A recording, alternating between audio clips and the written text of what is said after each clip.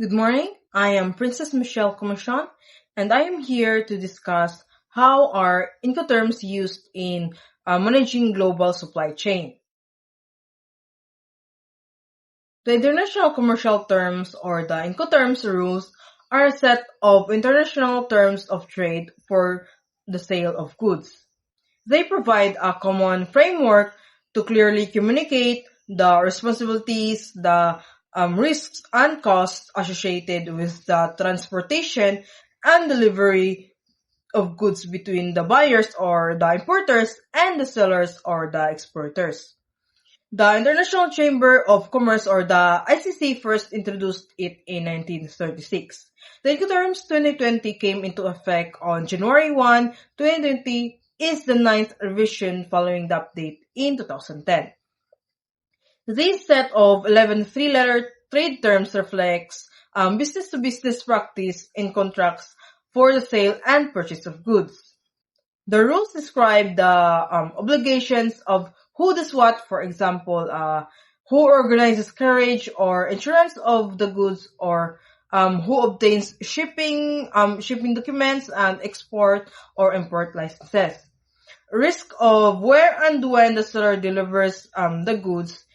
In other words, where risk transfers from the seller to the buyer and the cost of which party is responsible for example, transport, packaging, loading or unloading cost, and checking or security related costs. Incoterms do not cover whether there is a contract of sale. They also do not cover the specification of goods sold, the time, the place, method, or currency of payment, the effects of sanctions, the imposition of tariffs, the export or import prohibitions, the force majeure or hardship, the intellectual property rights, the method, venue, or law of dispute resolutions in case of such breach, the transfer of property, title, ownership of the goods sold. Incoterm is a three-letter code followed by location. For example, EXW Cebu. The ICC classifies Incoterms into four principal categories, the E, F, C, and D. The E, which has only one trade terms, EXW. Here, the exporter or seller makes goods available at his premises for the importer or buyer. F has three main trade terms, the free carrier, the free alongside ship, the free on board. It is when a seller is responsible for loading and delivery of goods to a carrier. C is when the exporter or seller is only responsible for arranging the shipment and not for any damage. It contains four trade terms, the carriage paid to, the carriage and insurance paid to, the cost and freight, and the cost, insurance, and freight. D contains three trade terms, the delivered at place, the delivered at place unloaded, the delivered duty paid. It is when the seller is responsible for both the cost and risk of delivering the goods. These four categories are further divided as per the mode of transportation. The first is rules for any mode of transportation, and the other is for sea and inland waterway transport. For any mode of transport, the terms used are intended for use when the point at which the seller hands the goods over to or places them at the disposal of a carrier, or the point at which the carrier hands the goods over to the buyer, or the point at which they are placed at the disposal of the buyer, or both points but are not on board a vessel.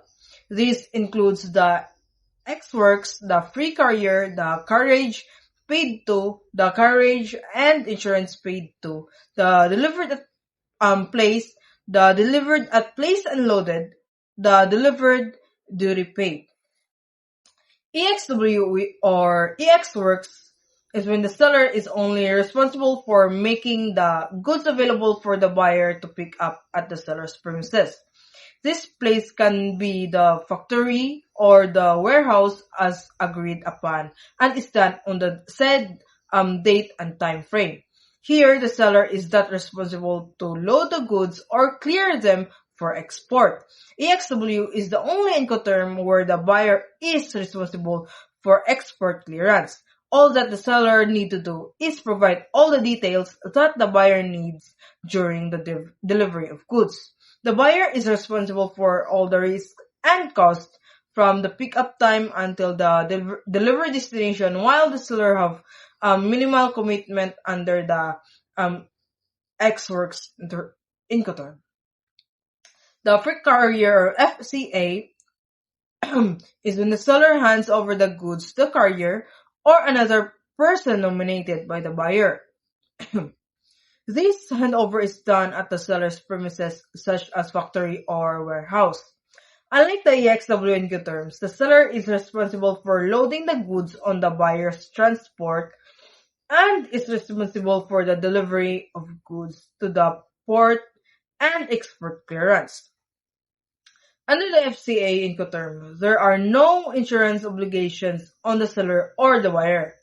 According to the Incoterms 2020, FCA allows both parties to agree on the contract that buyers must instruct international carriers to present a bill of lading with an onboard notion to the seller.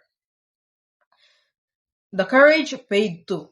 Here, the responsibility of the seller is to clear goods for export and also deliver the goods to the carrier and to incur all international freight transportation costs essential to deliver the goods to the destination. The risk is transferred to the buyer as soon as goods are delivered to the international carrier. This means the buyer's responsibility begins from the loading of goods onto the carrier until the final delivery location. Coverage and insurance paid to. The responsibilities of the seller under the CIP Incoterms are the same as the CPT Incoterms. That is, the seller hand over the goods to the carrier and also clear goods for export. In addition to this, the seller have to arrange for insurance to cover the buyer's risk and damage to goods from the place of delivery to the destination location. The insurance amount has increased under the Incoterms 2020 rules for CIP, which should be at least 110% value of cost transportation expenses. Delivered at place. At the delivered at place Incoterm, the seller is responsible for delivery of goods to an agreed upon place of destination. This can be the buyer's premises or warehouse. Here, the seller have to take care of all costs and risks related to the delivery of goods, the unloading the cargo, customs clearance, and have all import permits and documentation handy. Delivered at place unloaded. DPO or delivered at place unloaded was previously known as DAT or delivered at terminal and was changed in the Incoterm 2020. The new change allows delivery of goods other than at said terminal. The seller's obligation under the DPU are similar to the DAP other than the fact that the seller also pay for unloading the cargo at the place of destination. Here, it's not the seller's responsibility to arrange for insurance, unlike the CIP Incoterm. The transfer of risk happens once the goods are unloaded at the destination location. DAP comes in handy when the seller is dealing with multiple consignees or consolidated containers. Delivered duty paid. The DTP Incoterm is quite opposite to the EXW, where the seller have the maximum obligation and bear all the risk and cost related to the delivery of goods to the destination place, clear them for both export and import, pay duty for the same and other formalities. It is risky for sellers and importers. The sellers may be unaware that the import clearance procedure of the importing country, or may have to deal with foreign currency and risks involved with it, and deal with roadblocks where some importing countries don't encourage non-resident importers. Under the DDP, the seller have to either arrange the carriage at the seller's expense or conclude the contract of carriage. However, it is not the seller's responsibility to arrange for insurance. The next Incoterm rules are for sea and inland waterways. These terms are expected to be used when the seller intends to place the goods on board alongside the vessel for FAS at seaport or river port. At this point, the goods are deemed delivered, and therefore any risk of loss or damage is passed to the buyer at the port. These terms are not appropriate where goods are handed over to the carrier before they are alongside or on board a vessel. For example, where goods are handed over to a carrier at a container terminal. If this is the case, then consider using FCA, CPT, or CIP. These terms include the free alongside ship, the free on board, the cost and freight, and the cost, insurance, and freight.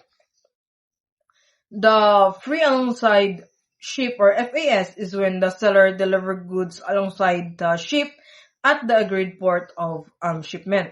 Once the goods are alongside the vessel, the transfer of risk and costs passes on to the buyer. This term is especially useful for goods that are difficult to load.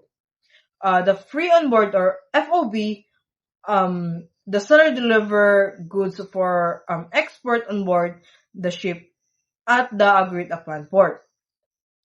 From this point on, the buyer takes responsibility for the risk and cost of goods, the cost and freight. The seller is responsible for delivering the cargo on board the ship at the mutually agreed port of shipment. They also pay the cost of freight until the destination port. The transfer of risk of loss or damage of goods happens once goods are on the ship at the port. The seller and its trading partner can use this Incoterm only for sea and inland waterway transport. And lastly, the CIF or cost, insurance, and freight. In here, the seller is responsible for delivering goods on board the ship, paying the cost of freight until the destination port, and arranging minimum insurance to cover the buyer's risk of loss and damage of goods during the carriage. The transfer of risk and loss and damage passes on to the buyer once the goods are on the ship. The buyer assumes the responsibility for all costs related to the unloading of goods at the destination port. A buyer also takes care of import clearance. Incoterms is important in the international trade.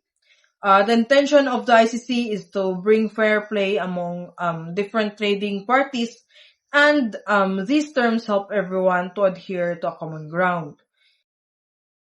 These common terms, rules, and definitions are globally accepted and are prominently used in commercial sales contracts by various trading companies, especially in easy container clearance in shipping. The use of Incoterms is not mandatory but is recommended to avoid confusion, delays, risks, and overwhelming trade costs. These terms provide clarity on the legalities for costs and risks. Thus, it'll help to stay aware of your responsibilities in a global supply chain. That is all. Thank you.